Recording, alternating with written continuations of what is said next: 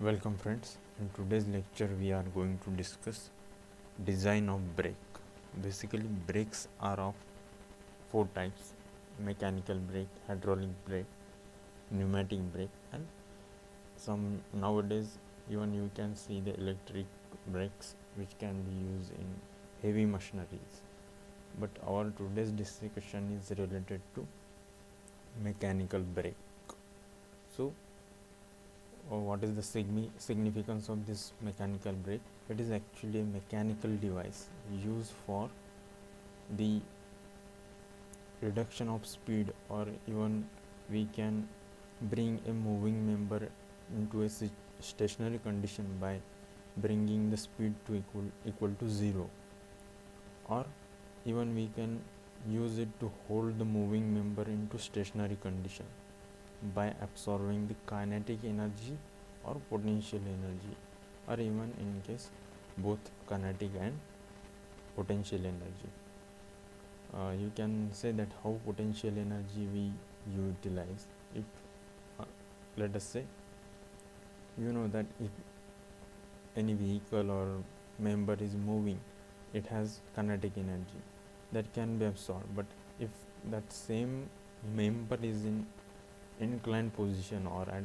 particular height from the ground surface, then it will also possess a potential energy. Let us say our car is standing at inclined position, then the handbrake also absorbs the potential energy. In that sense, it is also useful for absorbing both potential and kinetic energy. That's all about brake. Now we will start our classification of brakes, how these brakes are classified. Then one by one we will see their design procedure. Here you can see the mechanical brake are classified into two basic types, that are axial brake and radial brake. In axial brakes, force is applied in axial direction.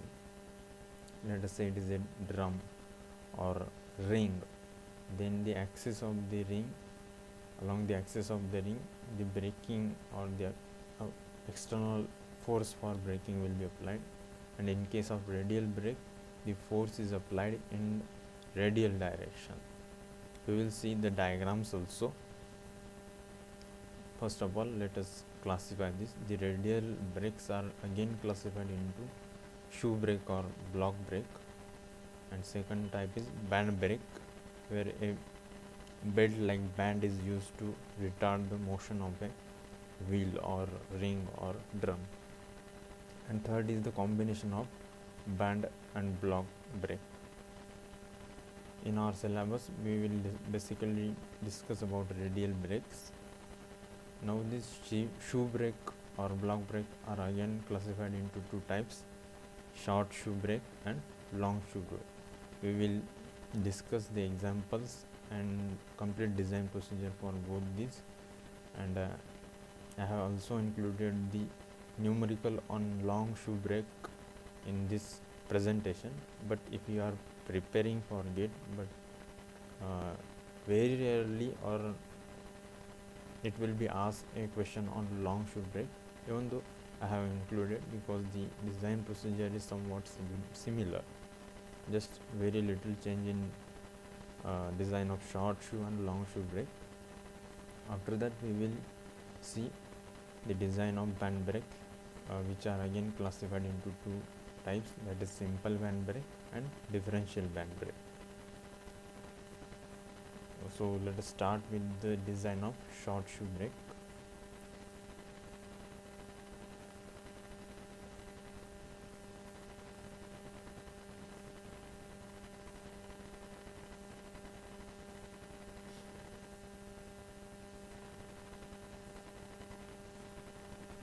The basic difference in the short shoe brake and long shoe brake is that the angle subtended by the shoe in case of short shoe brake is let us say the complete angle is 2 theta, then that will be lesser than 45 degree, whereas in case of long shoe brake, this complete angle, subtended angle 2 theta here, will be greater than equal to 45 degree. You will also see a example or numerical on this long shoe also. We will complete this design procedure in near about 1 hour or 1.5 hour. If the length of this lecture is 30 minutes, then we will complete in 3 parts, or if I will explain for 45 minutes, then only in 2 lectures we will complete this complete design procedure for the mechanical brakes. We were talking about the difference between short shoe brake and long shoe brake. The second difference is that in case of short shoe brake, the shoe is attached to lever rigidly, and in case of long shoe brake, this lever or the shoe is attached to the lever by pivot, right? And I will again explain it in coming slides. I have prepared a dedicated slide for the difference in this long and short shoe brake. First of all, let us start and discuss about only this short shoe brake, right? This is the design procedure. The first case for the short shoe brake design is when the tangential braking force, here you can see at this point of contact there will be a tangential braking force, we will call it as FB. If this FB passes through the fulcrum, this is fulcrum at operating lever, that is fulcrum of the operating lever, and drum rotates in clockwise direction, that this ring or wheel if rotating in clockwise direction like this, and this FB braking force, line of the braking force, line of action is coinciding this fulcrum, then we will discuss design for such condition. Here the length L indicates the length of this complete lever, force F is the external operating force for braking, or we will also call it as a effort. Omega is the angular velocity, R is the radius of this particular wheel or drum or ring, and this A is the distance from fulcrum to the center of the wheel. Now we will draw the FBD for the same. The FBD or free body diagram will be like this. You can see here is a normal force, reaction force acting in the upward direction. The same reaction force will be acting in the downward direction on the wheel, while the friction force, normal frictional force or tangential frictional force F equal to mu R will be acting at the wheel in leftward direction, whereas on the shoe it will be exactly opposite, that is to the rightward direction. Now we will apply the summation of moment at point O, that is fulcrum, equal to 0 from the engineering mechanics formula. Summation of moment at fulcrum O equal to 0 we will give us F into L minus RA equal to 0. So FL equal to RA. From this equation we will get value for R, that is equal to FL by A. Also the external applied force F will be R into A divided by L. This force F or FB is the tangential braking force. Here you can see on both FBDs. That will be useful for finding the braking torque, that is TB. T suffix B will be equal to force, frictional force, tangential frictional force, that is the braking force. I will call it just braking force now onwards. So T suffix B equal to F into R. or you can write F suffix B. So T torque equal to mu into R into small r radius. Finally we will get T suffix B equal to mu into F into L into R divided by A. In this way we will get the braking torque. That is all about the short shoe. And very first case where we have discussed clockwise rotation of wheel, and the tangential braking force is, that is the action of tangential braking force is in line to the fulcrum. That means fulcrum and the line of action of tangential braking force is in line. Now second case is that if this braking force passes through the fulcrum and wheel rotates in counterclockwise direction. Now changes this direction of rotation. This FBD will be similar to the previous case. Like here just the direction of braking force will be opposite. Here you can see this is in RHS and F here is towards the LHS. Now we will apply again engineering mechanics formulae. For static equilibrium, summation of moment at point O, that is fulcrum, equal to 0. Again we will get FL is equal to RA. So R equal to the F into L into divided by A. R is the normal reaction force, right? Then braking torque will be FB into R. F or FB is nothing but the frictional force and the tangential direction, right?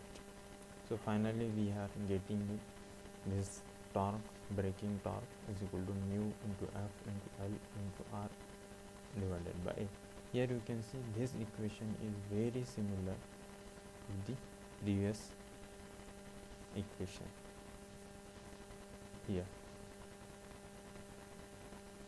From this you can see, even though the direction of rotation of wheel is either clockwise or anti-clockwise, there is no difference in the braking torque, right? For the condition that the line of action of the tangential braking force FB is coinciding or in line with the fulcrum. Now the note is same here which I have write. Whenever tangential braking force passes through the fulcrum, the braking torque will be same in both cases of direction of wheel rotation, that is clockwise and anti-clockwise rotation of wheel, because moment due to force F at fulcrum becomes 0, right? Because moment is 0 due to this force F, right? So that was all about the first case. Now if the wheel is itself a prime mover, that means it is generating or giving power by itself, then in such case power will be given as well as the angular velocity will be given. From that you can be able to find the braking torque T, right? Again you know that braking torque T is equal to I alpha. Here I is mass moment of inertia, which is physically representing the resistance to the rotational motion, whereas in strength of material generally we use I, which stands for the area moment of inertia, right? Here it is the mass moment of inertia and alpha is the angular acceleration. Now from this equation we can find another required terms or terminology. It may ask some other values. Also if mu and r, that is radius of the wheel, are given, then we can find the resistance force or normal resisting force r. Right? You know that we have already found that this F is equal to r into L, r into A by L, right? Now another case is that actually I have discussed this, but the difference in this is that wheel is not a prime mover. In previous cases we have discussed that if the wheel is prime mover, here wheel is not prime mover, that means it is getting power from some another source. In that case power will not be given, and time t to stop the wheel will be given. Also in second case it may give the number of rotations to stop the wheel. We will discuss it after this case. First we will discuss if time t is given to stop the rotating wheel. Then it will ask to find the braking torque and the force, required force to stop the wheel. So we know that final angular velocity is equal to initial angular velocity plus alpha into t. For that you know that after braking you will get a final angular velocity equal to 0, because vehicle will stop, the member will stop moving. From this equation we will get the value for alpha, that is angular acceleration, by putting the value of t, and it will also give the present or initial angular velocity, at what speed the member or vehicle is rotating. From this equation t is equal to I into alpha, we will get alpha. Also you know that torque is equal to mu r into small r. Mu r means nothing but the fb into r. T is equal to fb into r, and putting value of the fb is equal to mu r, we will get t is equal to mu r into small r. From this we will get the value of capital R, and this capital R we can use to find the external force required F. Now second case is if the number of rotations are given to stop the vehicle, or theta will be given, right? So you know that in one revolution of a wheel 2 pi radian angular distance will be covered, so that theta is equal to 2 pi, and wheel makes, let us say, x number of rotation. Let us say if given 3 rotation, we will find the value of theta. 3 by 3 into 2 pi, we will get the value of theta. As this theta in this equation is not the function, trigonometric function, or so we will put here theta in terms of radians only. If it is associated with any trigonometric function, then we should use theta in degree. Again using this similar equation, square of the final angular velocity is equal to square of initial angular velocity plus 2 into alpha into theta. From this again we will give the alpha value, right, by equating final angular velocity equal to 0 and putting the given angular velocity at which the member or vehicle is rotating. Then from this alpha, by putting this alpha into this equation, we will get the equation, value of braking torque T. Also you know that braking torque is also mu into capital R into small r. By putting the value of T, and mu will be given and R will be given, small r, you can find the value of capital R, normal force. It will be useful to find the external applied force by this formula, F is equal to capital R into A by L. That was the two cases when wheel is not a prime mover, right? Now we will solve one numerical. A four-wheeler of mass 1000 kg moves uniformly in a straight line with a wheels revolving at 10 radian per second. This is the angular speed, right? The angular velocity, you can call it. The wheels are identical, each wheel with a radius of 0.2 meter. Then a constant braking torque is applied to all the wheels and will experience a uniform deceleration. For the vehicle to stop in 10 seconds, T is given. The braking torque on each wheel should be or is. So we have to find this T. We know that T is equal to I alpha.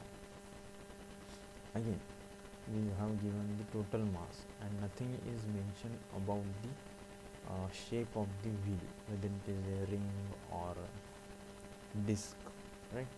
So we will consider that the mass is concentrated at the point of the wheel or the center point of the wheel. That means it is a point mass, and you know that for point mass, value of I is equal to m into r square. If the shape is given as a ring, then for ring shape I will be equal to m r square by 2, but we are considering a point mass.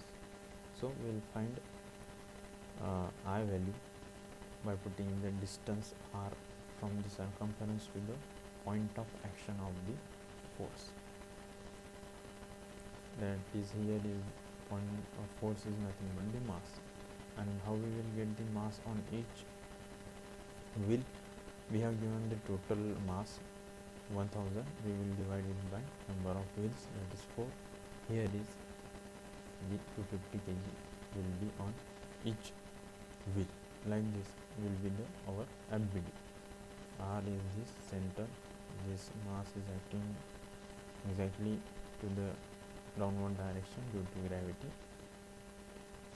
Now T is given, then put these values of T, initial velocity, angular velocity, and get the value of alpha, that is angular acceleration. You know that after stopping the vehicle, final angular velocity will become 0. So omega equal to minus alpha t. Minus alpha t, put the value of T, which is equal to T is equal to 10, and omega is also 10. So we are getting here alpha is equal to minus 1 radian per second. This negative sign indicates that there is deceleration, and actual magnitude of the angular acceleration is just 1 radian per second. Okay.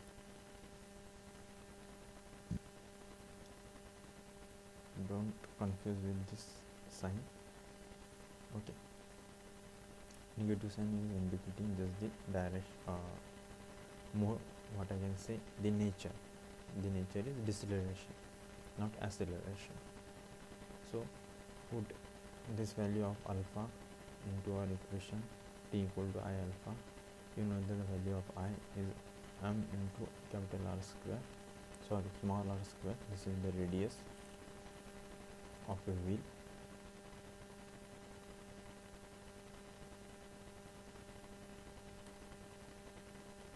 Then from equation 1 we will get the value of I, and by putting this value of I into this T is equal to I alpha, we will get the braking torque in Newton meter.